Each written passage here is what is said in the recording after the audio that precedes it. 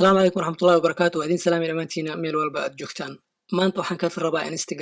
Instagram waagi hore wuxuu ahaa hal account hal application macnaha hadda laba account aad leedahay waa ina mid ka baxdid mid kala ku soo gashid sheeko dheer ay ahayd laakiin hadda dadka shirkadda Instagram way fikirtay waxay sameeyeen in aad ku gali kartid laba account aad ku soo gali kartid hal application kali Instagram hadda gashid dhinacan hadda imaatid setting hadda gashid hoos u soo degtid waxaa arkay oo ku gali kartaa account kale micnaha account kale hadaad leedahay oo ku gali kartaa account kale akhri passworddiisa akhri oo gali labadoodba way hal application ay ku shaqeynayaan haddaan laba account ay ku xiran haddaan kala bedel rabo meeshan hoos farta ku haynayo ku riixi mid kala wada ku soo baxayo kana u bedele hadaa rabtidna kan kala wada u bedele